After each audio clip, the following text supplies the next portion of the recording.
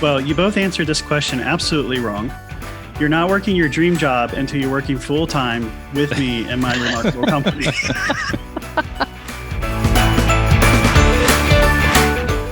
Hi, everyone. Welcome to the Career Brand Story, a podcast that provides expert career coaching every week.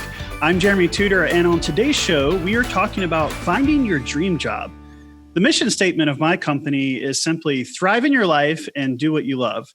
And I'm sure you've heard that phrase, do what you love, in a lot of different scenarios. It's spoken often by other career coaches and career advisors. But how do you really get out of that 9-to-5 grind and really find your dream job? Well, today, glad to have Jeb Graff, our commercial photographer and creative consultant. And also Paulette Bennett is back with us. She's a talent acquisition strategist. Both of these people are two of my very best friends. And so I love it when I can get them both together and we can have a conversation. And we're looking forward to really talking about and learning from one another about how you find your dream job. And uniquely, both of you have different backgrounds that I think are going to provide some really great insight, from Jeb being an entrepreneur and owning his own business to Paulette, you working in a global corporations, and you've had experience in your own startup and in national recruitment companies and staffing companies and have traveled the world. So I think there's going to just be some great insight that all of us can bring to the table about what does it really mean to be able to find your dream job. And so I'm going to dive into this question right off the bat. Do you guys even think that it's possible for you to find your dream job? I yield to Paulette. Yeah, 100%. I think you need to define what that looks like. I think that, and I also think the best time to find a new job is when you have a job. So it doesn't mean that you're right off the bat going to walk into what it is you love. And what I enjoyed when I was in my 20s or in my 30s is not necessarily what I'm enjoying now in my 50s. So, and your priorities change. Some of us are raising kids when we're younger, and we don't really have the time to give ourselves that much focus. So I think for me personally, it's been a transition over time. I couldn't travel that much when I was in my 20s, 30s, and 40s, early 40s. And so when I did get that opportunity, the world opened up to me when my kids graduated from school and then college, went off into the military and so forth. And Jeremy, you probably are the same way. Yeah. I think there's definitely different seasons for different things, and what you can do and what you can't do. And if you're married, there's also those considerations about what your spouse is doing and not doing at the time. I think about my wife, Christy. She's been a stay-at-home mom for the last 17 years and is now making a transition to say, well, what does she want to do? Right. Of course, the way we always kind of phrase it around here is, what do you want to be when you grow up? And I think that that's a question you kind of ask, all the time and try to figure out. So, Jeb, do you think that it's possible to find your dream job? Yeah, I was just going to say that I think in order to find a dream job, it would be important to have a dream in the first place, to not be, floundering and just hoping for something to be magical. I think that having a dream or a vision or a purpose is what starts you on the journey for it being possible to even get it. So both of you thinking back, we don't really have I guess I'm an exennial. Jeb, you're in the exennial space, right? Exennial, yeah. We're not born in technically 1980. Millennials, right? So we don't have the millennial or Gen Z generation represented here today, like normal. We typically do have that on our show, on our team. But I wonder, for all of us, thinking back to back when you were in your 20s, could you see yourself where you are today? And was that even a part of the process in thinking about your dream? Yes. For me, it was. It looked a little bit different, but overall, I knew that I wanted to be working in the media arts, and I wanted to be working for myself. I'm going to use quotey fingers. I quote unquote started my very first company called Graffiti Media when I was in college, and it was awful. It didn't go anywhere. But I've never heard about this one. yeah, I actually forgot about it until recently because I just don't think about it. And you went around and like spray painted like bridges and what, got caught? Is that what it was? Not quite. I probably would have been more successful had I been doing street art. No, it was going to be more of like a videography kind of company. But anyway, yeah, to your point, yeah, this is, I wouldn't say exactly what I wanted to do, but it's right there within that margin of, it's 90% of what I wanted to do. Yeah. What about you, Paulette? I think in my 20s and 30s, I couldn't see where I would be right now in my 50s, my early 50s. I was just, like I said, I was just busy raising kids and, taking kids back and forth to daycare and soccer. And, right. But I think as I matured and, I started to tie things together, it all did become full circle to me. And I was able to really communicate, to my former supervisor, what I wanted to do and where I wanted to be, and work with her on how I was going to get there. And that was instrumental for me, because if you don't raise your hand and say, hey, I'm interested in, expanding my horizons and global travel, and international business, then, generally it probably won't happen for you. Or if you get yourself into a company that doesn't support that type of career, that's problematic as well. Right. And you're like, your husband, Jim, he was in the military too. Mm-hmm. So there was probably just, I don't know how long he served, but I'm sure those years where that really dictated where you went and what you did in some aspects. Yeah. And so I'm really actually even more fortunate because I was able to stay in my career field every time we transitioned to a new base. And that was over 22 years of military service, right. All stateside. And so any global travel that I did was done either through my work or, through that opportunity, other than, of course, the typical floating around in the Bahamas or Jamaica or whatever. Right. Now, right. you 22 years ago started off in HR and recruiting, and you've stayed with it. Yes. Yeah. Now, early on, I did my time. I worked at McDonald's in high school. I did do my time. Yeah. I have had some character building jobs, I call them, and that's what I communicated to my kids. You think you're going to just walk out of high school and, get a 6-figure job. That's not the reality for most people. Yeah. But when you had that first like HR recruitment job, mm-hmm. Was that part of your thought? Like, I really do want to work in that space, or was mm-hmm. that just an opportunity that came along? Like, how did you decide even to start there as a startup? Yeah. So I worked for the Army and Air Force Exchange Service.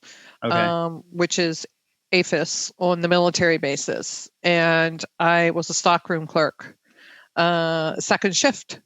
And you could apply internally for positions. And I saw this very junior HR admin role come open. And I applied and I got the job. And that was the beginning of this whole trajectory of my HR career.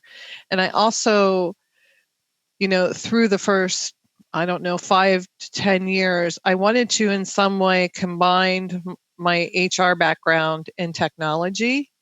Mm. I did define that I wanted to do that. And then, then computers hit the scene, right? And then internet recruiting became a thing. And then HR software and recruiting software became a thing. And so it just opened up basically a whole new world for me. with regard to what I wanted to do. Right. Well, and really today, as someone who has recruited for now 15 years, which is hard to believe, but that opportunity with the internet has actually opened recruitment for you to do it internationally. I've done international recruitment without leaving, my home state. Which is incredible to have those kind of global opportunities now in our world. So, can you think back to, I don't know how long ago, I haven't done a face-to-face interview with somebody in person, and I can't tell you how many years. Yeah. That would be unthinkable 20 years ago. Right. That absolutely. would not happen. Mm-hmm. Yeah. Obviously we've done like in-person interviews here for my company, but they're local people. The last time I really did in-person interviews, again, were for hourly jobs for a local bakery,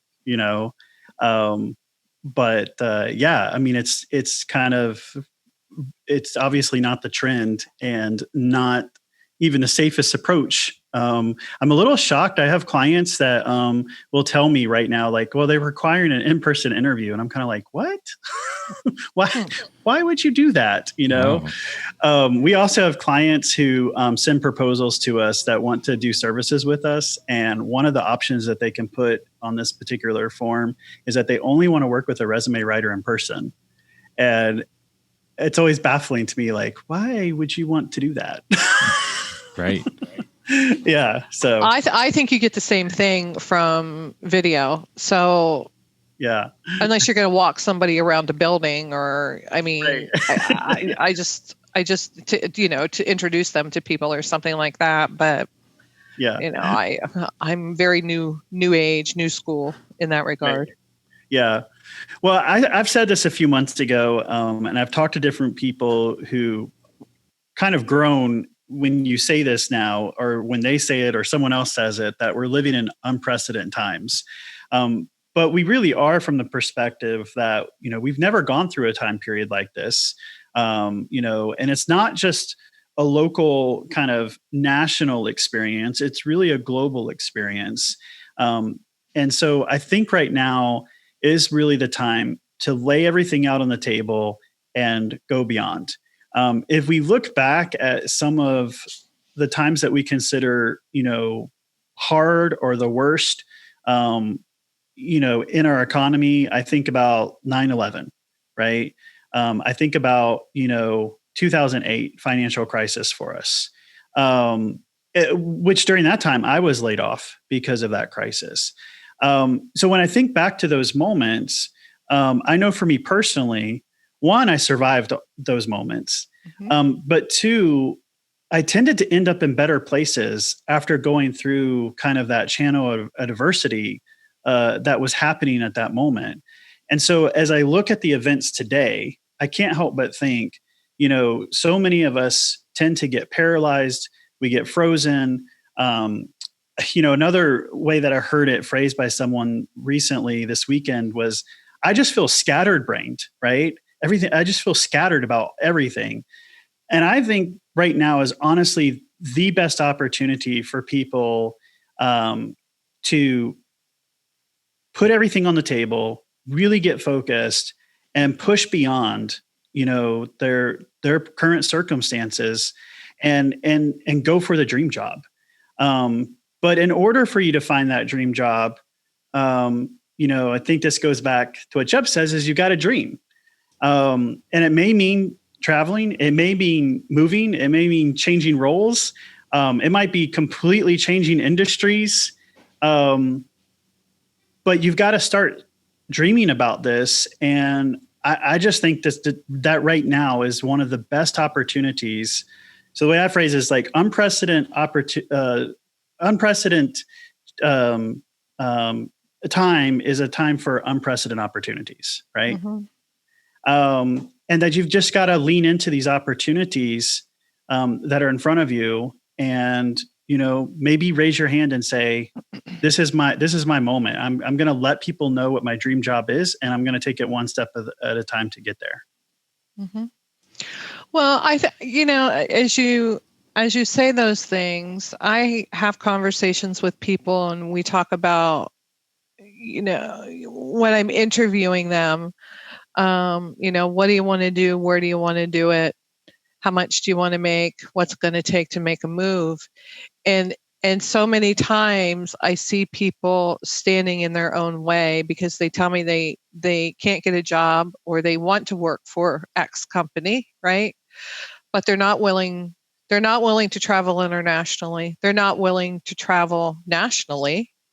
They're not willing to relocate. It's a lot of what they're not willing to do, and so it really limits their options, right?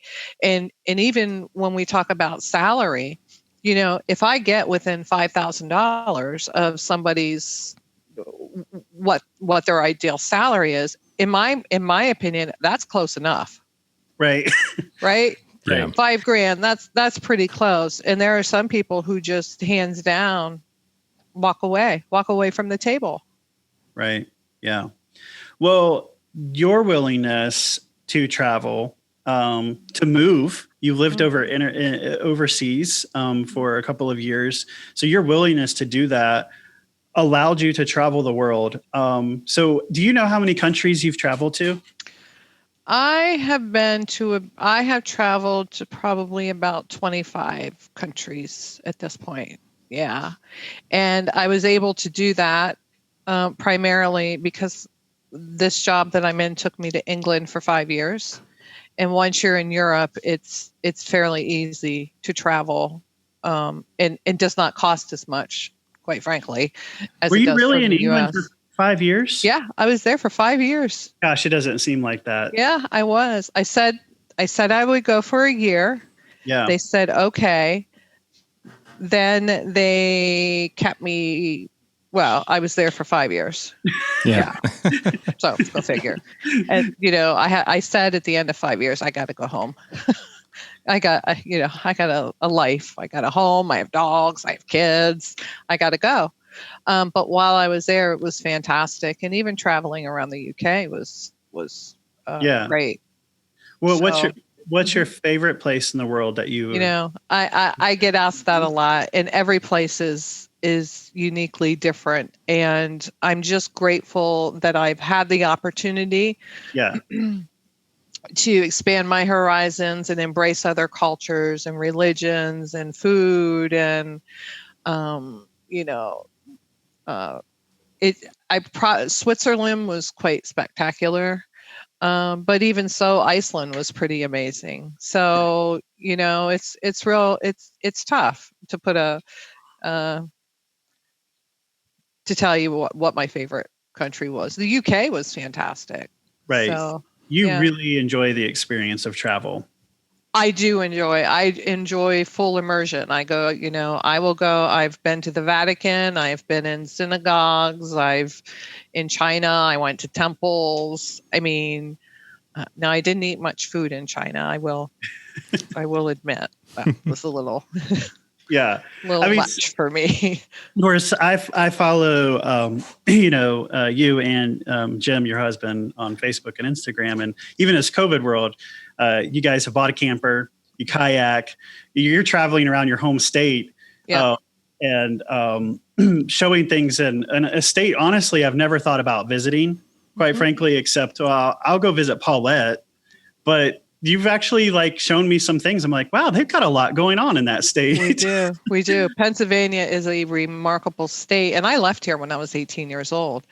And so I never really fully appreciated it.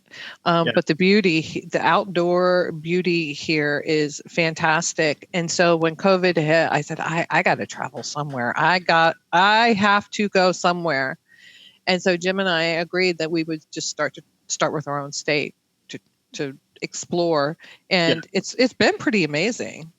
Yeah, no, it's very cool.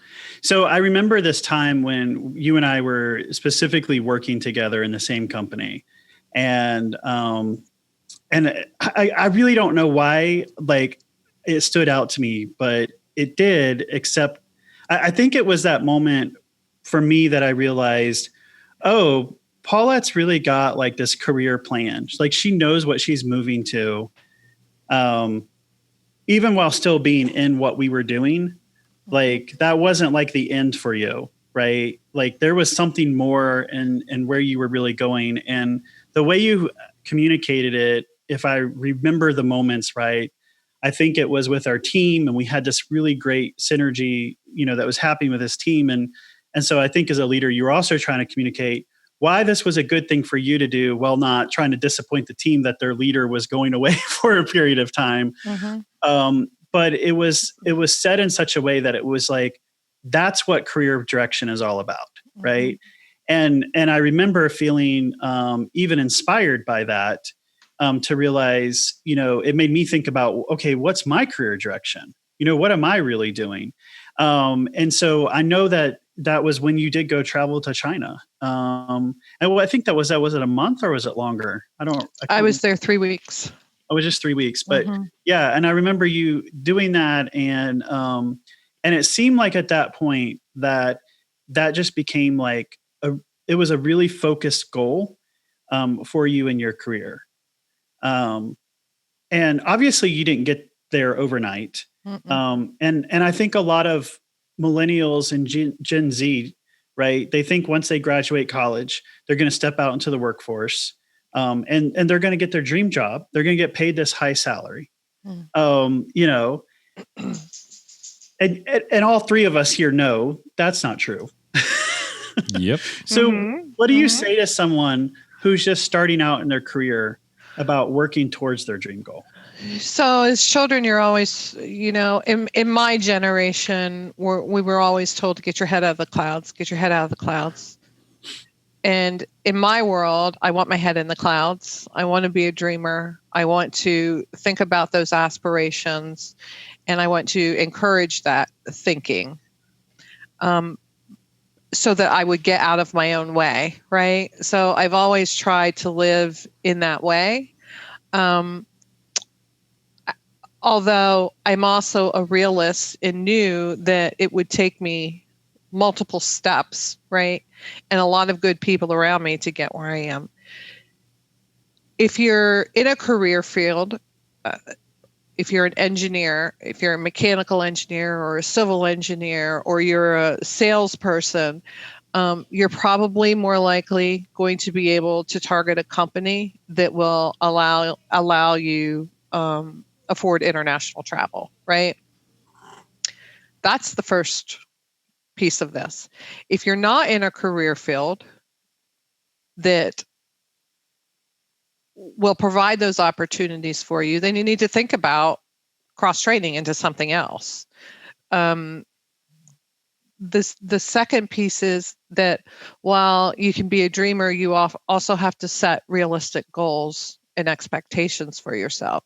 It is likely that most people are not going to walk out of college into, a six-figure job and be on an airplane doing global travel.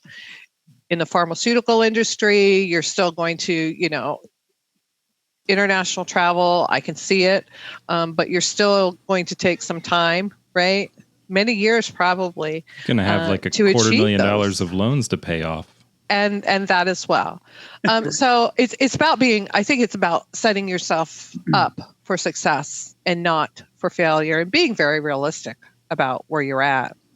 Well, and I think that what Jeb just said is a really good point to bring into this conversation, is that I think Gen Z and Gen Y, is that after Gen Z? I think my kids are considered Gen Y. Gen Y is millennials. They're Gen Y. Yep. What's after Gen Z? Is that we don't have anything after Gen Z yet? Oh, I'm sure there is a label. I am so sure. I don't know what it is though. Yeah. Gen Z is born between 96 and 2015. Okay. So my son Luke is 16, a junior in high school, which is, I'm still trying to get my head wrapped around that. I know, right? So, but one of the things that Christy and I have really decided about with him is that we want him to be set up for success, that if he decides he wants to get higher education and go to college, that he can do that. But we've also recognized that might not be a path that he takes, and doesn't need the education, that higher education, and go. One thing for sure is that he will not go out there and get a massive amount of loans to pay for that and then be stuck with it, that I think my generation, that's what we did. And most of us didn't go out and get 6-figure jobs and pay that off. Right. We were probably, refinancing that and buying something else we shouldn't have been buying within that loan. But and so I think that that's a really important piece too, is that, we are now living in an age where your career path and how you get there, there's a lot of different ways, to be able to actually get there. Mm-hmm. Agreed. And some of that is who you know, right?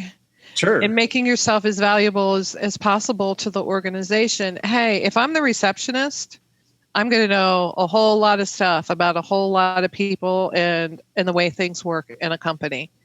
So if you start as a receptionist, it doesn't mean you're going to be a receptionist all your life, but you're going to learn a whole lot of stuff. So if somebody offers you a job as an admin, take the job, learn a lot, and then move up from there. You have to start somewhere. And it might not always be the most appealing place, but you have to start somewhere. Yeah. I was just in a meeting yesterday with a university team, and we were talking them through basically a project in regards to, internships, unpaid internships. And, when I work with recent grads, many times I'm working with people that these recent grads who have like zero experience. They don't even have an internship on there. And I struggle sometimes to understand, why would you not even have at least an unpaid internship, and the value that goes into that. And I think there is a little bit of a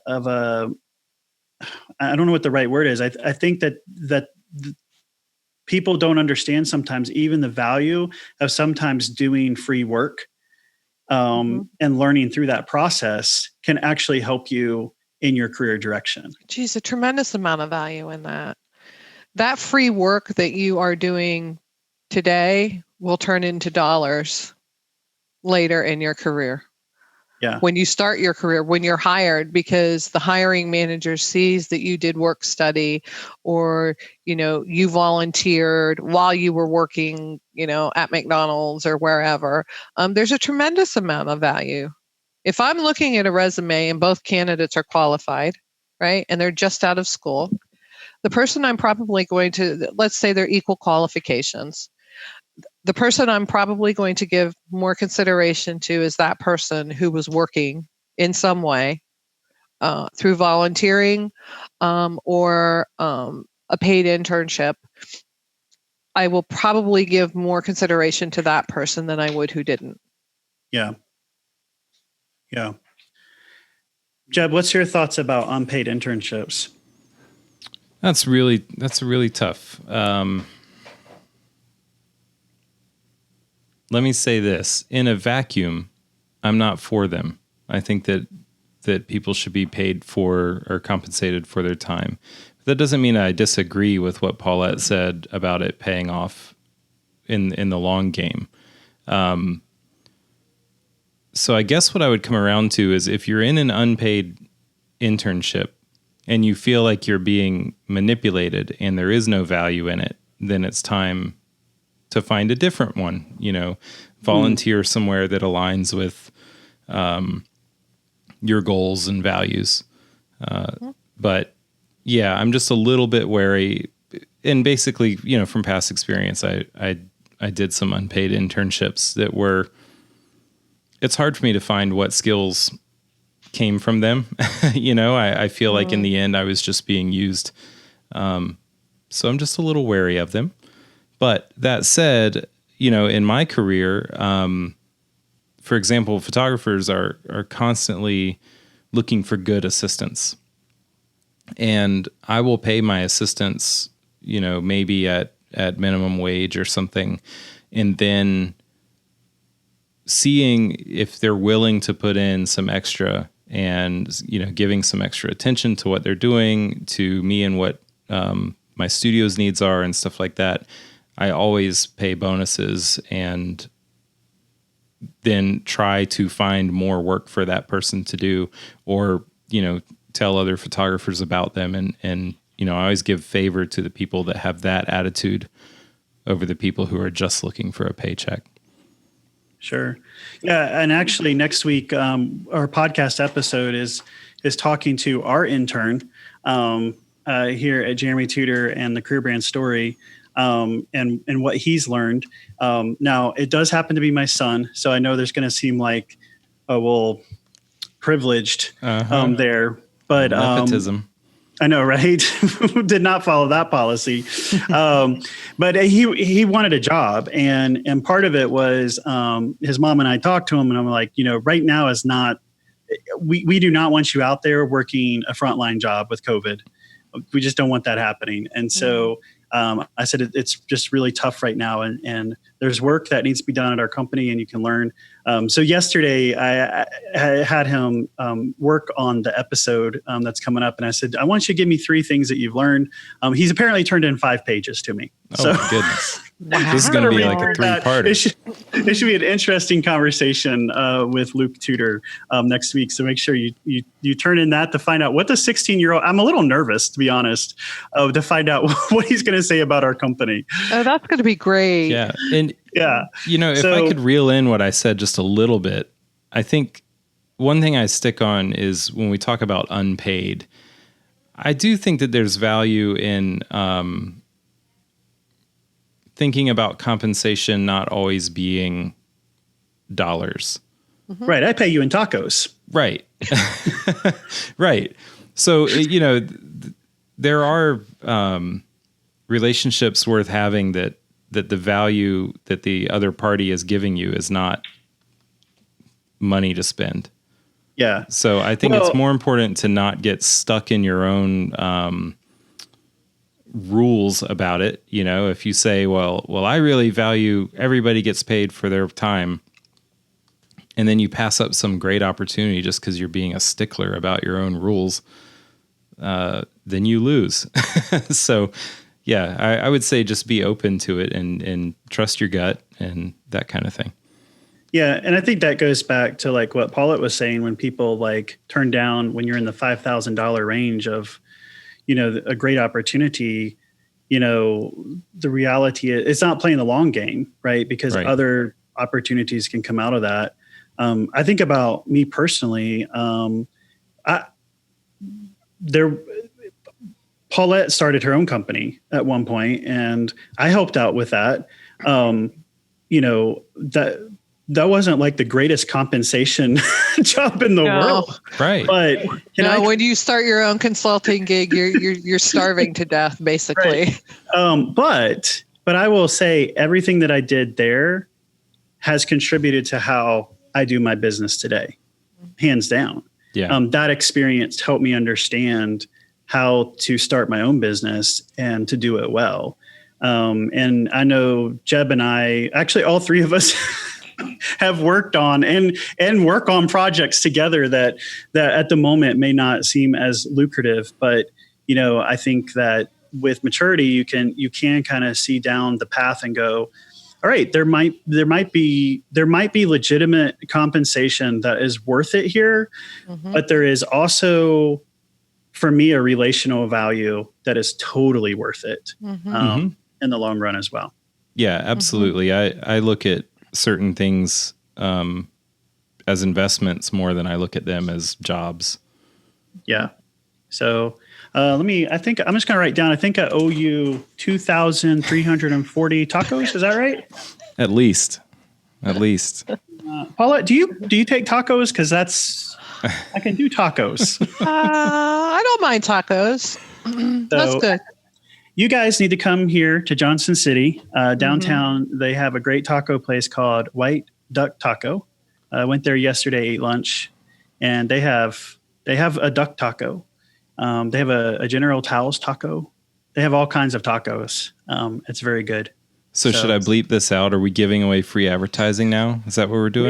We are giving. Yeah. Yeah. It's worth it. Well, so kind of outside of internships, I know that the good companies do actually have like kind of a career path And every time I've been involved in talent acquisition on the corporate side, somewhere that conversation comes up that, oh, we need to show our employees, we need to give them kind of a career path, a direction in that. And so I do think there's value in that. Obviously, from a company standpoint, it helps with employee retention and in your talent acquisition goals and everything. So that makes sense. But at the same time, what I teach to my clients is that they need to be thinking about their career direction outside of the company, because organizations restructure all the time, or they go bankrupt, or they change, or they sell. So there's reasons for you to be thinking about your career direction outside of that company so that you maintain momentum in your career and don't get stuck in a corporation and in a job that you really are finding a lot of dissatisfaction in. I think the other thing too is that, what I learned and did in my 20s, my skill sets are completely different, for what I do today. And so, all of those things built upon, but to allow me to do what I do today that I really love. What are your all's thoughts around career direction and planning? Well, personally, I think it's my career, and so I'm responsible for it. It's not anybody else's responsibility but my own. Some companies are they have very good career path programs. Some are more flimsy, where it's more of a conversational type program, and others don't really have a program at all. But in my experience, I picked the companies that I wanted to work for. I researched the companies. I knew people at the companies, and I knew long-term what I wanted to do. And with the company that I have now, we do have career path programs. We have performance review programs. There's a box on our performance review that says basically, where do you see yourself? What do you want to do? And that's discussed during our performance review annually. And, and then just in conversations that I've had with people, connections internally, globally, they all know what I'm interested in doing, and, that I'm available to travel globally. So I think a lot of it you have to take ownership for. And you just need to put yourself in the right company and able to do it, to get there.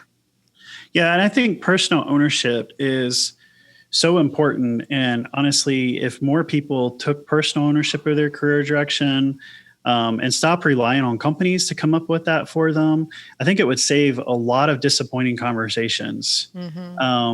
Because I know, like, even a small business owner, if I were to sit down with my team, like, I like to know where they're going, but I can't sit there and legitimately make them promises that they're going to go somewhere in my company, because if my company doesn't achieve certain revenue numbers, or certain growth, it's not going to happen. And I deal with clients all the time who they're like, well, we were talking about it and now it's not happening. And there's a true disappointment in it, because it's almost as if they took that as a guarantee, that it was going to happen. And I don't even blame the company on that part. I think that you want to blame the company on that part, but I don't know that you realistically can actually blame the company on that part, Yeah. So I think. And it's also about your performance. I mean, if your performance is mediocre, sure, nobody's going to spend, $15,000 to send you somewhere on a business trip, because right, flights are expensive, hotel, per diem, it's expensive, international travel, right? But if you're a marginal performer, you have to do a deep dive here and look at where you want to be and how am I going to up my game? Yeah, absolutely. Well, we have a helpful tool. It's called our Career Direction Roadmap. So if you're a subscriber to our email list, and if you are not a subscriber, go to jeremytudor.com and you can subscribe for our list right there. But if you're a subscriber, you'll be getting this career direction roadmap. And it's a worksheet that helps you look where you are today to where you want to go tomorrow, and actually put down written goals, right? To be able to get yourself there. And figuring out what your career path is outside of the company. And I just think there's so much value in sitting and doing that, especially in where we're at today in the job economy. And, you don't know whether you're going to get laid off, and not having that job security, when you go through that kind of situation that is outside of your control, you at least can come back and pull this written plan that you've written and go, okay, here's where I am. Right. And I've always talked about career direction like a river, right? There's bends, there's rapids, there's deep parts, there's sandbars, and gosh darn it, there's even a fork in the river, right? Which one do you take? But having that plan, at least you can step back in a logical fashion and go, okay, I know I'm in the rapids right now. I might even be stuck on a rock, but I got something I can point forward to, and I can nudge myself off into the right direction. Perspective and being in the right headspace is everything when you're going through a career journey, when you're going through the rapids.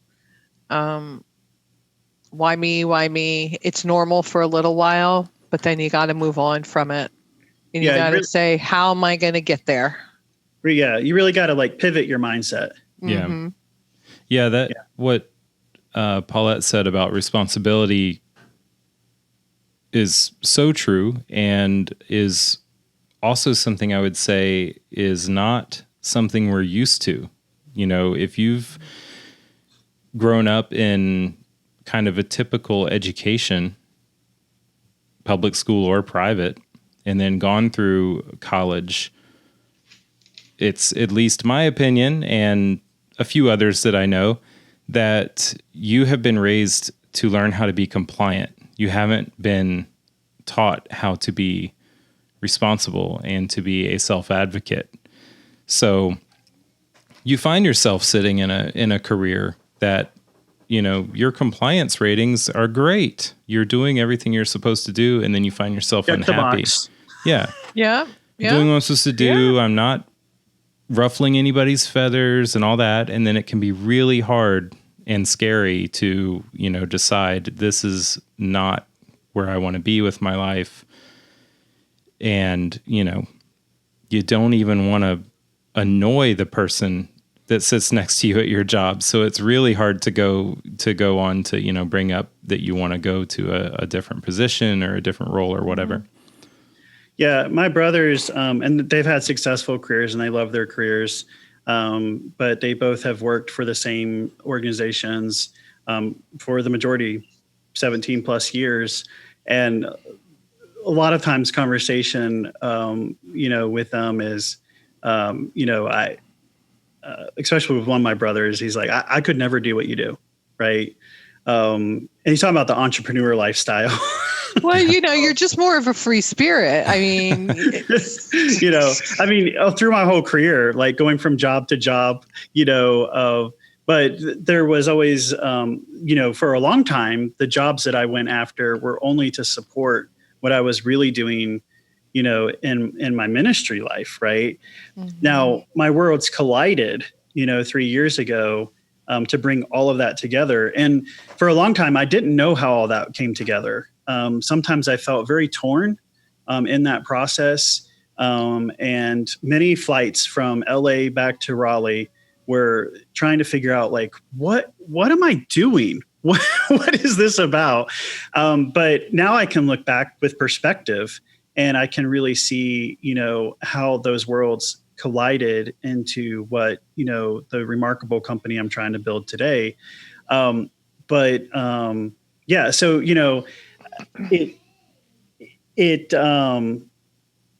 it can be scary, I guess, is what I was trying to get. And you've got to be brave. That is the truth. Yeah. You how much do you have to risk? Without risk, there is no reward. How much do you have to risk is the question. Yeah. And I knew the last time you went through the transition from working for an organization, and you were pretty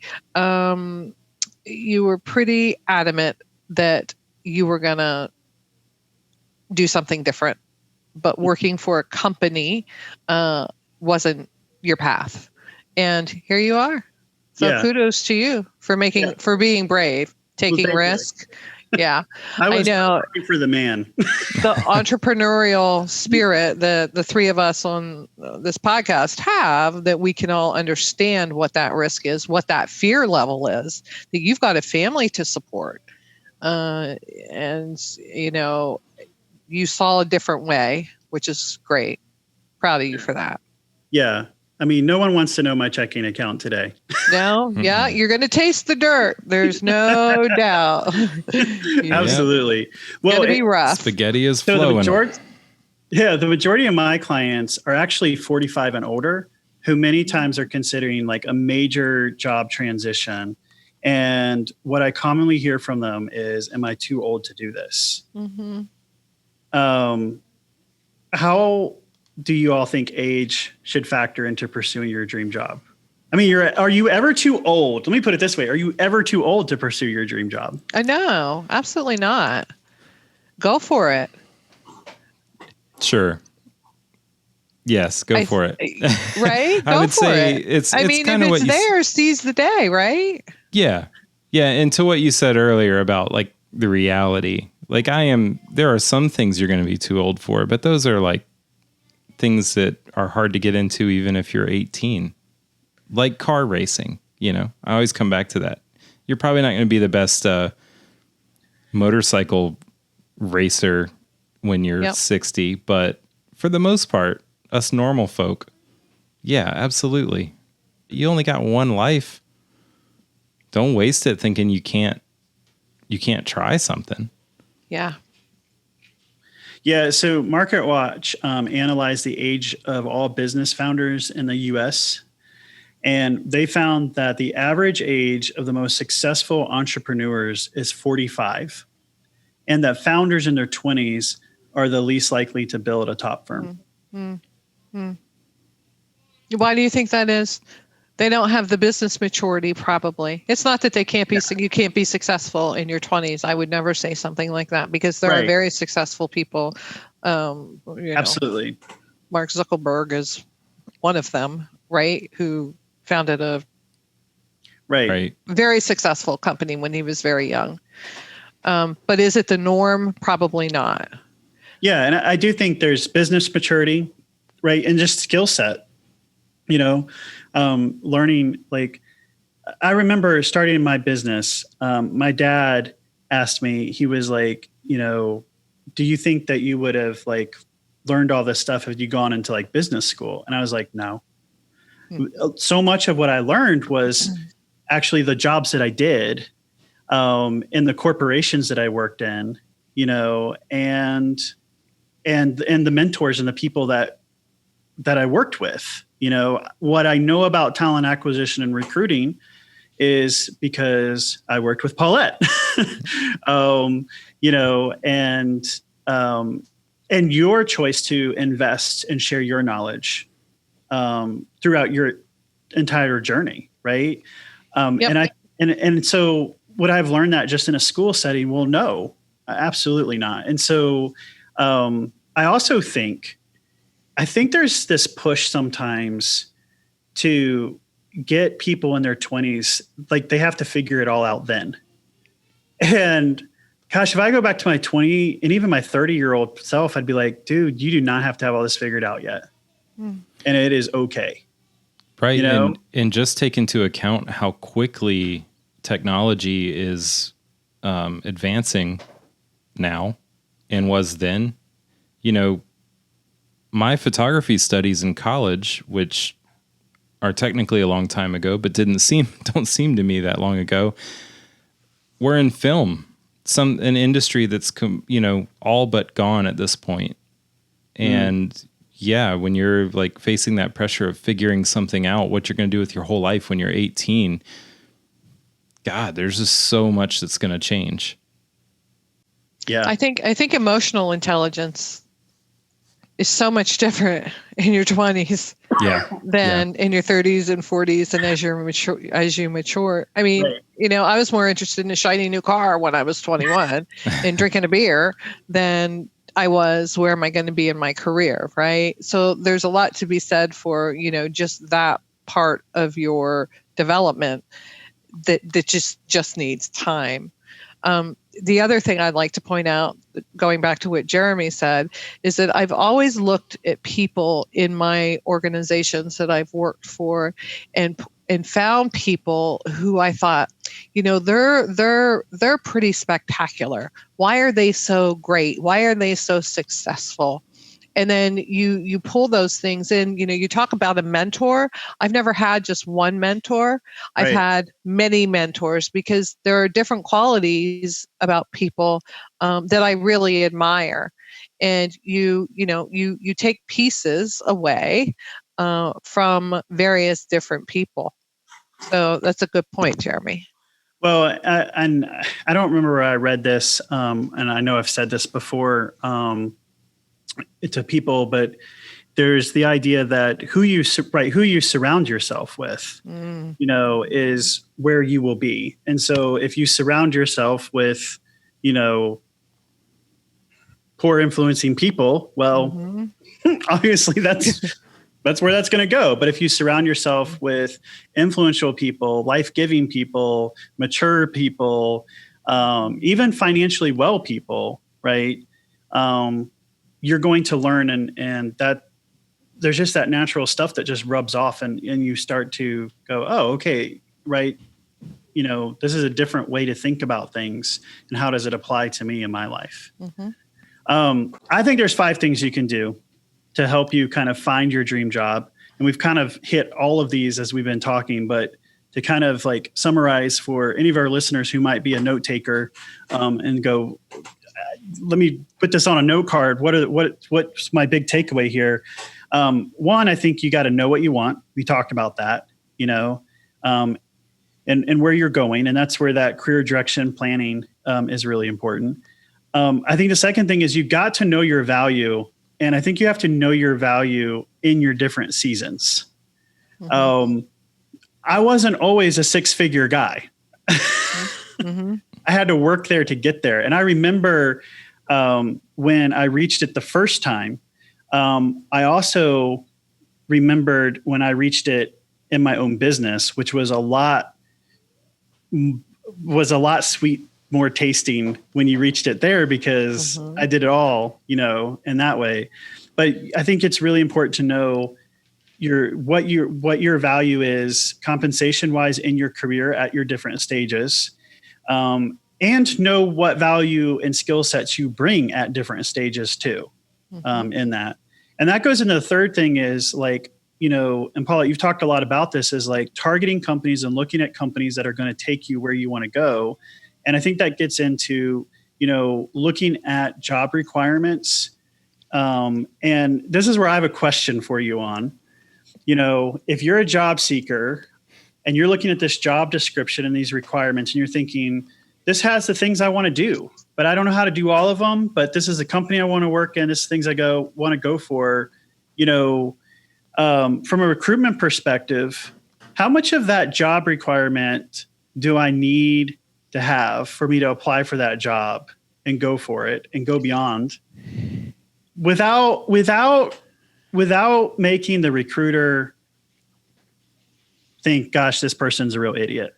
Yeah, you should have the key qualifications, right? If there is a job description, you should have the minimum requirements for the position, in my opinion. I've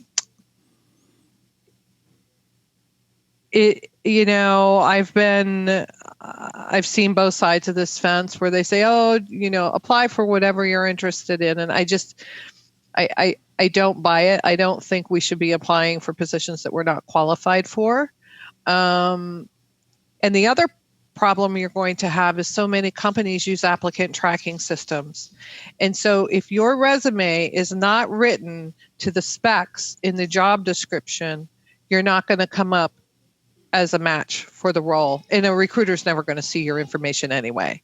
Right. So, get as close to the position as you can. If you don't have all the, the minimum number of years of experience they're looking for, but you have, if they're looking for 10 years and you have 8, I would say that's close enough. So let's use that rule of thumb. Let's use the 80% rule. You should at least be 80% qualified for what it is they're looking for. I think that's reasonable. Yeah, no, that seems like really fair advice. I would say that sometimes the opposite advice is out there, right? That says, well, if you don't have 75% of skills, you'll learn it on the job. Fake it till you make it. That's 100%. Fake it till you make it. That's Yeah. So I think that's fair. And I think that, again, as you do look at, your career direction, your career path, that you may realize, well, I do want to be at the director level in this particular role, but I may need to do, A, B, and C before I get to that role to gain the experience. Yeah. Yeah. And the exposure. Mm-hmm. Yeah, absolutely. Yep. And the fourth thing, which we've mentioned a lot here, is you've got to raise your hand. You've got to share your career brand story. No one is going to know where you want to go if you're not advocating you. And I say that all the time. You've got to learn to advocate you and put yourself out there. My business is not going to grow if people don't know about my business, right? And so I think that that's really important. And then networking with the people you want to be like. Who are those influential people that you look up to? Who are the people that you want to be around, and that you can see and model yourself after? I think it's really important to find those type of life-giving relationships. Mm-hmm. So, do you all today, Jeb, Paulette, feel like you're working your dream job? No. I'll say that. I'm close. I'm in, like I said earlier, I am within spec, I guess, but I am constantly striving to get to the next part of that, and that's just part of my own personal dream. I never saw a level that I would get to and then plateau. It's just always, it's been kind of a loose dream. I want to be in this field. I want to be doing these kinds of things. But then as you get to that level, it starts to, you start to be inspired by other things, and you say like, oh, well, I'm here now. What's next? So no, I'm not in my dream job, but I'm not saying that begrudgingly. I really enjoy the work I do. I'm just ready to do the next tier of it. Yeah, I think I am. I think I have hit a point in my career where I am teaching other people much more than I thought that I ever would. And I'm helping them achieve their goals and helping them achieve their dreams. And that's what now is most important to me, to pass on the knowledge and experiences that I've had to the generation that's coming up now, so that they can be successful and they can thrive in their career, and they can travel internationally and have the experiences that I've had. Well, you both answered this question absolutely wrong. You're not working your dream job until you're working full time with me and my remarkable company. That's my dream. Good one. That's my dream. Well, thanks guys for your insight. This was a great conversation. Thanks, Jeremy. Thanks, Jeb. Thank you. Well, if you like what you heard today, you can hear more every week from us by opting into our email newsletter. Right now, we're giving away our free PDF on understanding your why and what really drives you, the motivations and driving forces. Simply go to jeremytudor.com and sign up today. We promise we won't spam your inbox. We simply send one email each week with our expert career coaching. And by the way, if you're wondering where you can follow, like, comment, you can find me on Facebook or LinkedIn. Just search for Jeremy Tudor, and on Instagram at Jeremy T. Tudor. And while many of you listen to the podcast because that's what a podcast is for, you can also watch each episode on YouTube. Search Jeremy Tudor, our career brand story, to find us and make sure that you smash it. Did I do that right? Nope. I did. That sounded great. You missed it. I missed it. I don't say it right. It's smash. Smash subscribe. Smash that subscribe button. Smash the subscribe button. That's what I'm supposed to say. Smash the subscribe button. Smash it. Smash it. I always mess that up. What am I smashing? Paulette, YouTube? Paulette, where can we find you next? Well, hopefully I'll be in Belize when the COVID's over. Yeah. All right. And Jeb, where can we find you when you are not talking to yourself lonely in your bedroom? Oh. You can find me posting by myself lonely in my bedroom to my Instagram account. That's instagram.com/JebGraff, or, just at JebGraff, JebGraff. And that is the handle I use on all social media platforms. So linkedin.com/in/JebGraff. Thanks, Jeff Grab, for all you do. I do my best. And thanks for tuning in to everyone, and keep thriving. If you're interested in advertising your business on our podcast, we advertise for local and national companies. Contact McCay at careerbrandstory.com for more information. That's MCCAY at careerbrandstory.com.